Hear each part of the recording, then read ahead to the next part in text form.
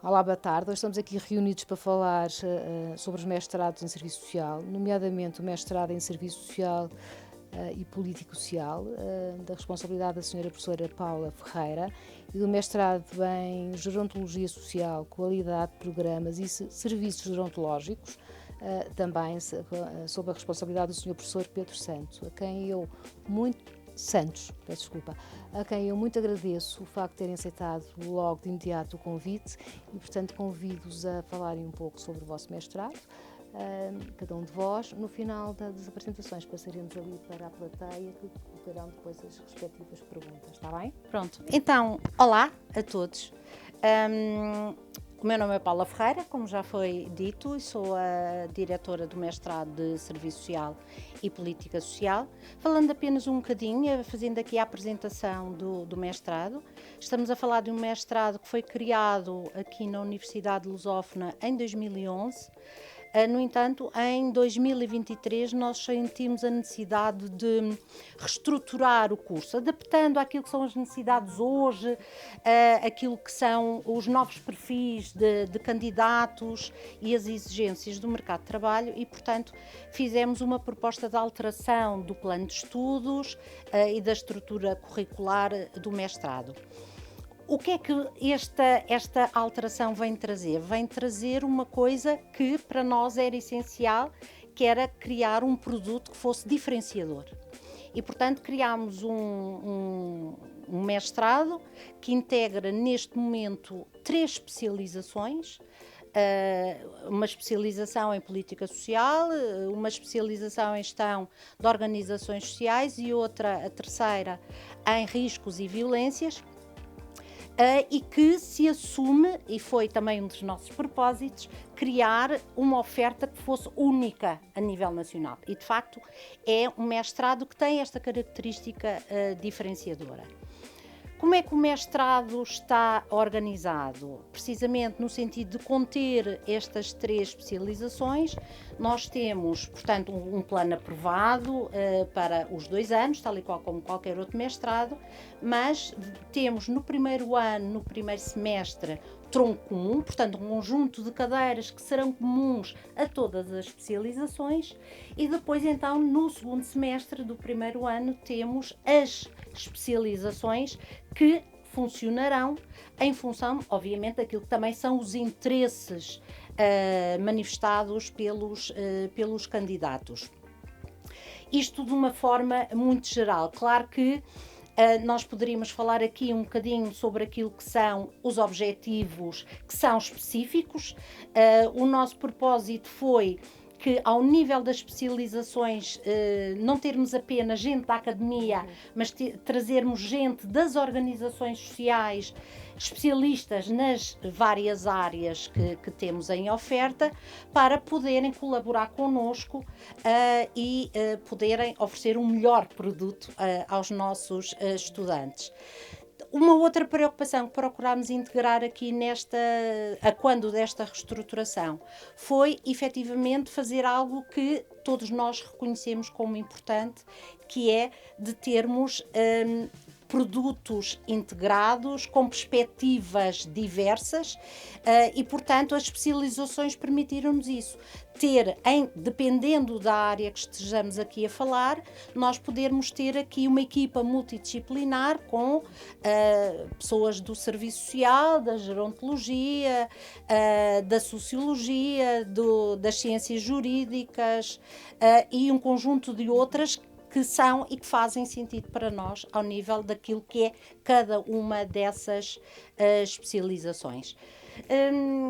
De forma geral, era isto que eu queria dizer. Não sei, Pedro, queres avançar já? Pode? Pode, claro. Sim, agora fala um bocadinho. Okay. Então, muito boa tarde a todas e a todos.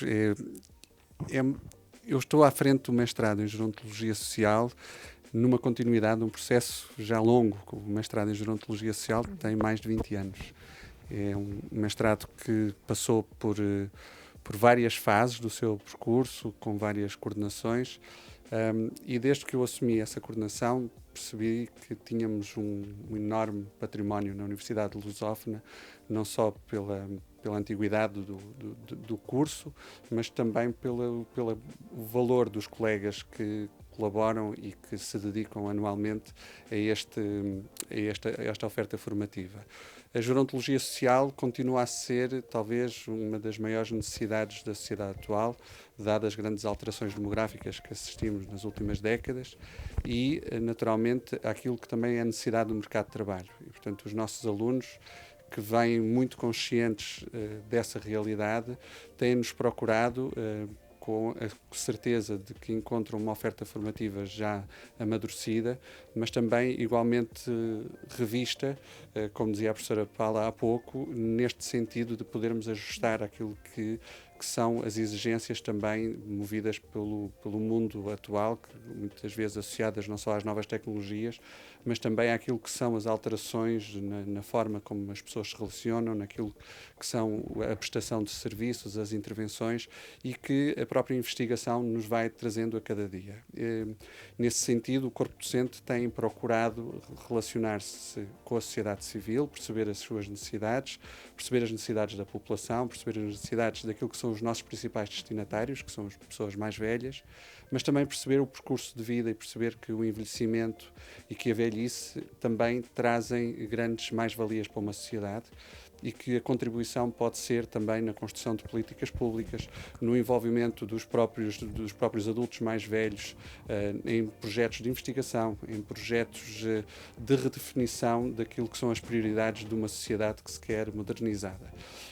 Eu penso que quando alteramos e tivemos esta revisão que propusemos à A3ES, de mudar ou adicionar um novo nome para mestrado em Gerontologia Social, qualidade de programas e serviços gerontológicos, tivemos precisamente essa ideia, esse propósito, essa consciência de que intervir numa sociedade implica também fazê-lo com qualidade. Fazê-lo com qualidade significa naturalmente um propósito que é obviamente muitíssimo bem intencionado, que procura ser realista e não baseado em expectativas apenas, mas sobretudo que também possa ser comprovado através dessa evidência que os serviços onde nós atuamos e onde os nossos alunos rapidamente vão atuar têm qualidade e, portanto, que os programas e os serviços onde trabalham e com as pessoas com quem trabalham sejam também avaliados, mensurados e produzam evidência científica. E por isso eu penso que as nossas teses, as nossas dissertações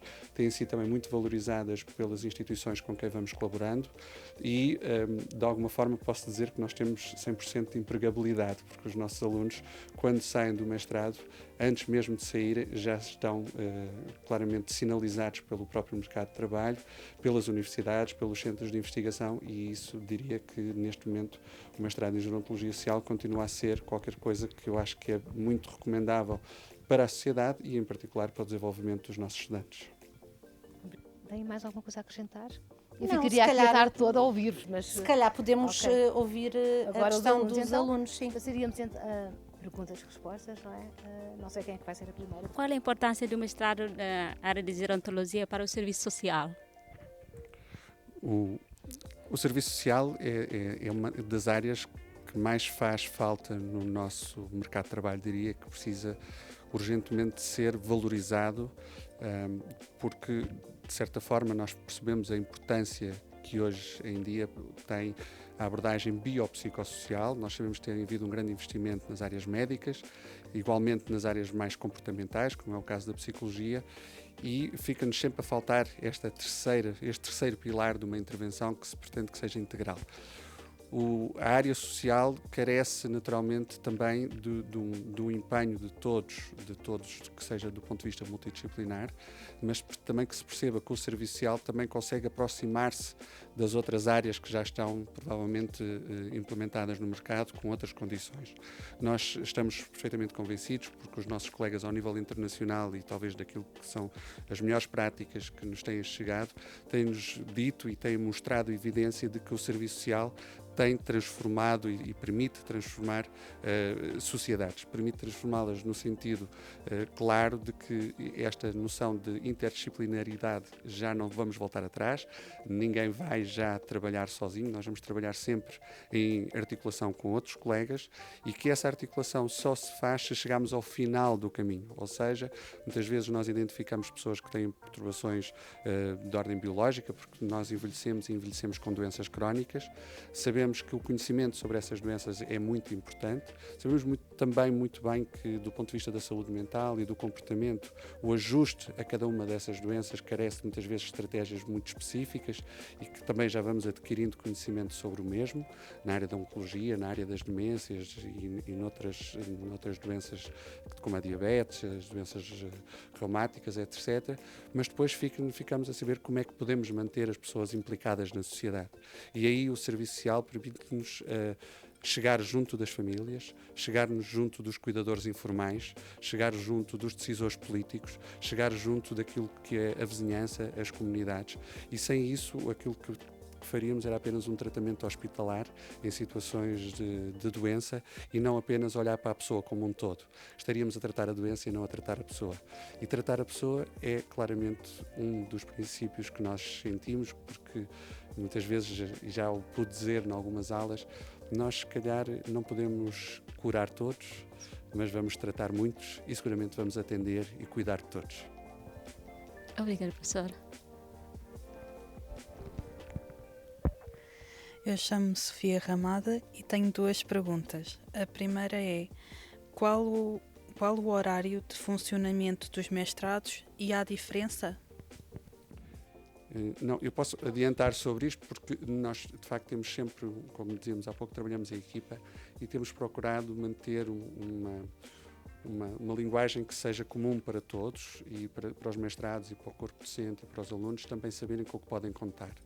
Nós sabemos que temos alunos que já estão até, e volto a dizer, pela qualidade da nossa oferta formativa, sabemos que muitos dos nossos alunos, rapidamente após os estágios de licenciatura, começam a trabalhar e começam a estar implicados no mercado laboral. E, portanto, aquilo que acontece muitas vezes é que nos pedem que a formação seja feita no pós-laboral, no horário pós-laboral. Por isso, nós optámos por ter um horário comum que seja à sexta-feira ao final do dia e ao sábado de manhã. Todos os mestrados do Serviço Social têm funcionado e nas suas várias vertentes nessa perspectiva têm corrido muitíssimo bem, os alunos têm agradecido, o que não impede que não façamos um trabalho ao longo da semana, às vezes com momentos de tutoria, momentos de aprendizagem até por visita a instituições parceiras ou aulas suplementares, mas o horário básico, aquele que nos oferece mais garantias, é sexta-feira ao final do dia e sábado de manhã. O mestrado de Gerontologia proporciona-nos que saídas profissionais? O mestrado em Gerontologia tende a trabalhar em contextos gerontológicos, ou seja, contextos mais destinados a públicos de adultos mais velhos. No entanto, os nossos alunos e o corpo docente e até a investigação têm mostrado que a gerontologia também olha para o envelhecimento. E olhar para o envelhecimento significa que nós começamos a envelhecer desde que nascemos. Nessa perspectiva, temos vindo a ter cada vez mais projetos e mais procura de instituições que querem preparar o adulto mais velho, que querem preparar a intervenção ao longo do ciclo de vida e, por exemplo, na área do envelhecimento ativo, temos cada vez mais visto programas que se começam a implementar no pré-escolar, no ensino básico, que, de certa forma, não só permitem uma maior articulação entre gerações, ou seja, entre os mais novos e os mais velhos, como também permite um planeamento ao longo do ciclo de vida, nomeadamente, por exemplo, posso dar este exemplo da educação ao longo da vida, que é um pouco aquilo que todos nós temos feito. Nós continuamos a frequentar cursos, continuamos a querer formação e aquela ideia de que o burro velho não aprende línguas já está fora e por isso eu posso dizer que o mestrado em Gerontologia, ainda que naturalmente tenha mais oferta profissional das instituições de solidariedade, estou a pensar nas residências Montepio, nas residências ligadas com a Santa Casa da Misericórdia, com a União das Misericórdias, ou instituições até no âmbito de intervenção psicossocial, como as ordens religiosas e outras. Nós também percebemos que as câmaras municipais desenvolvem programas ao longo do ciclo de vida e não apenas exclusivos para adultos mais velhos, e percebemos também que no mercado, por exemplo, na transição para a reforma, com o envolvimento do Ministério do Trabalho, ou mesmo na administração interna, com questões relacionadas com as forças de segurança e com o bem-estar social, e naturalmente, obviamente, com a parte toda o que é a saúde, e a saúde em geral, com os centros de saúde, as unidades de saúde familiar. Portanto, de facto, eu diria que neste momento, quando falamos em gerontologia, eu acho que diríamos que temos em quase todos os setores da sociedade, inclusivamente no desporto e na atividade física, que era qualquer coisa que não existia e que hoje nós temos muitos alunos que vêm da área do desporto e que percebem que cada vez mais adultos mais velhos não só praticam atividades até mais tarde, como são novos aderentes, ou seja, são novos atletas que muitas vezes nunca praticaram nenhum tipo de atividade e que hoje se vêem muitas vezes envolvidos em atividades lúdicas, recreativas, mas também desportivas. Obrigada.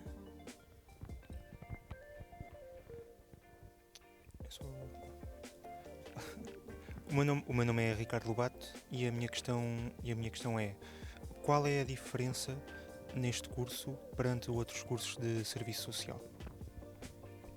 Este curso estamos a falar, calculo, ao comparar com o serviço social, que esteja a falar do mestrado de serviço social e política social, certo?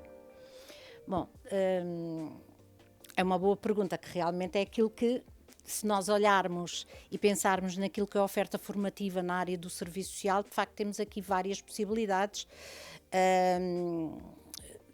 Aquilo que demarca, no nosso entender, este curso relativamente aos outros é exatamente aquilo que eu há pouco na minha apresentação procurei passar. Por um lado, a introdução das especializações, como eu vos disse, neste momento é o único curso de mestrado na área do serviço social que tem esta possibilidade de ter 3 especializações.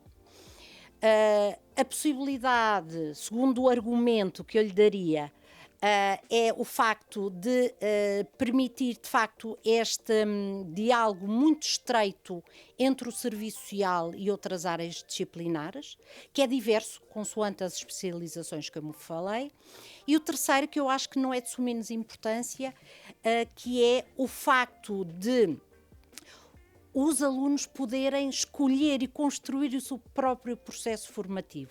Ou seja, ao contrário daquilo que nós temos na maior parte dos outros mestrados, em que, ok, temos um plano de estudos, são estas unidades curriculares que nós vamos ter que fazer, aqui são vocês que, na especialização, escolhem não só qual a especialização que querem fazer, e isto normalmente, antes de iniciarmos o ano letivo propriamente dito, eu costumo fazer uma sessão com os novos alunos, voltando a explicar aquilo que são os objetivos e aquilo que é a estrutura e até a equipa docente nas várias especializações.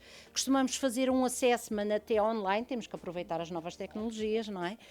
Para fazer esse levantamento prévio daquilo que são as áreas de interesse, de especialização. No fundo, vocês podem considerar isto quase como uma pré-inscrição, ok? Não quer dizer que depois têm um primeiro semestre inteiro, onde aí podem ir pensando e definir efetivamente qual é a área. Mas, para mim, os 3 argumentos são muito válidos, mas este último, o facto de serem vocês que escolhem o vosso e que constroem o vosso próprio processo formativo, para mim é central. Para mim, para nós. Hola, soy Celia, soy una alumna Erasmus y quería preguntar si yo podría hacer un máster en esta universidad y qué máster se ofrecen. Bom, relativamente à questão, obrigada Célia,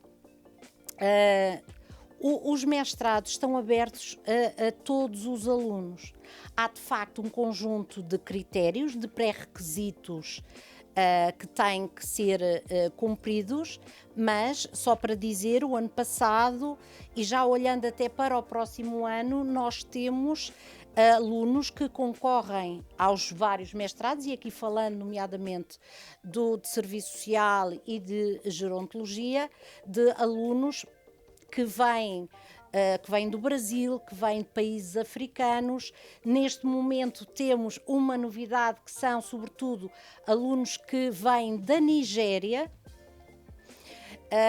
Claro que há que ter presente que as aulas dos nossos mestrados funcionam em português, mas há de facto um acompanhamento especializado no caso dos alunos estrangeiros, no sentido de lhes permitir o acompanhar aquilo que são as aulas e depois aquilo que é algo que a Universidade oferece, que é os cursos de português para alunos estrangeiros, para permitir essa maior facilidade do ponto de vista de integração. Agora, só para rematar, dizer que, efetivamente, estamos num espaço aberto, onde a formação é para todos e onde todos são bem-vindos. Obrigada. Se calhar esta nota final que é... que o professor Pedro está a colocar, que é algo que nós temos integrado, não é apenas deste mestrado, tem a ver com uma alteração ao nível legal já de há vários anos, que o trabalho final do curso, ou seja, falando aqui especificamente no caso do mestrado de Serviço Social e Política Social, o primeiro ano é como eu vos disse, não é? Portanto, primeiro semestre tronco comum, segundo semestre de especialização, segundo ano então é o desenvolvimento, é um momento, um ano dedicado ao desenvolvimento de um trabalho final de mestrado. Agora, o trabalho final de mestrado, que tinha a figura clássica da dissertação, hoje em dia é mais vasto e permite que o aluno ou faça de facto o modelo clássico da dissertação, mas possa fazer também um estágio, um bocadinho à semelhança de quem vem de Serviço Social e tem durante o segundo e o terceiro ano, com um número de horas que estão definidas em regulamento específico dos nossos mestrados. Portanto, nós no Instituto de Serviço Social temos um regulamento específico de mestrados onde explica efetivamente quais são os critérios para a frequência de cada, neste caso, do estágio e o número de horas a realizar, ou então fazer um relatório de projeto, não é? Que também é uma outra possibilidade. Portanto, isto depois fica muito à consideração daquilo que são os objetivos do estudante. Já tivemos situações de alunos que logo no início diziam: eu quero fazer estágio. Mas, entretanto, imaginem, isto é possível de fazer. Entretanto, começam a trabalhar. Imensos que nos acontece isto. E depois perguntam, então, mas e agora faço como? Bom, se calhar já não consegue acumular com o estágio curricular. Portanto, pode reconverter isto e fazer uma dissertação. Portanto, isso tudo é possível. Ou tendo previsto a dissertação, mas depois tendo surgido até uma oportunidade numa instituição de fazer um projeto, de participar num projeto, tudo é possível, ok? Portanto, é encararem estas várias possibilidades para a realização. Já não estamos fechados apenas no formato clássico de ter que fazer uma dissertação. Claro que todas elas, independentemente do formato, depois tem sempre uma discussão pública. Mas isso... Pensar que as aulas também acabaram por ter mais essa flexibilidade. Temos, de facto, o formato tradicional, em que temos que convidamos os alunos a vir à universidade e às nossas salas de aulas, mas muitas vezes também vamos para fora. E algumas aulas até são dadas em instituições que são propostas pelos professores e muitas vezes até propostas pelos próprios alunos que têm interesse em conhecer algum contexto específico, e nós procuramos facilitar, dentro daquilo que é a nossa grande rede lusófona, o acesso a algumas instituições onde possamos ter aulas fora de portas.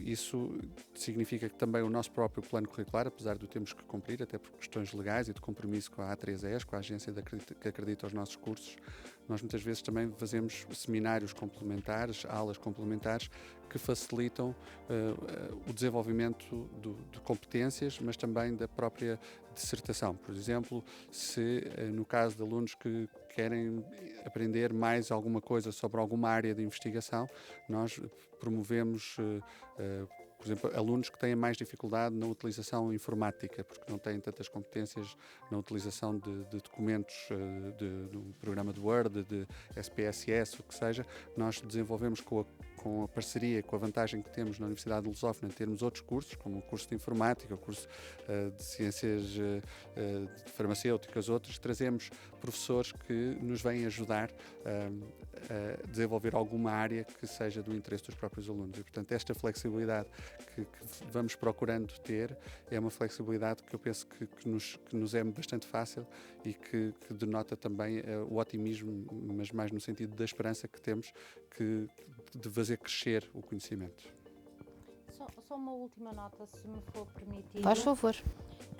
E que me lembrei, precisamente ao encontro daquilo que o professor Pedro estava a dizer agora.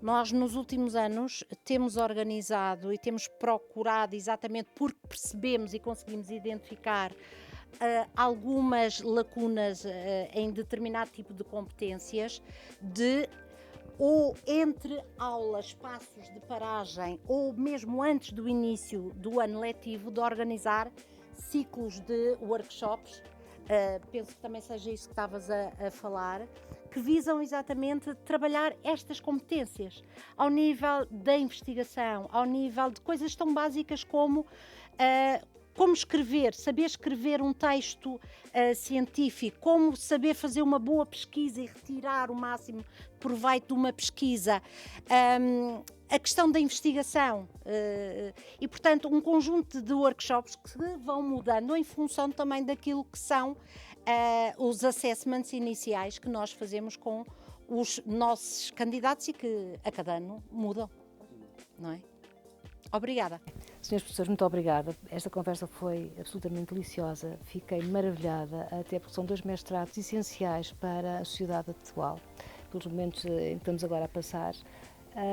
E há aqui uma outra vertente que eu queria deixar aqui clara, que provavelmente as pessoas não se perceberam, mas na verdade isto, os alunos que vocês têm, que são internacionais, vêm na verdade demonstrar que a Universidade de Lusófona é uma universidade internacional. Isso está claríssimo. Portanto, uma vez mais, Sr. Professor, Sra. Professora, muito obrigada e à plateia, aos alunos. Obrigada a nós. E obrigada aos Muito alunos. obrigada e um até já.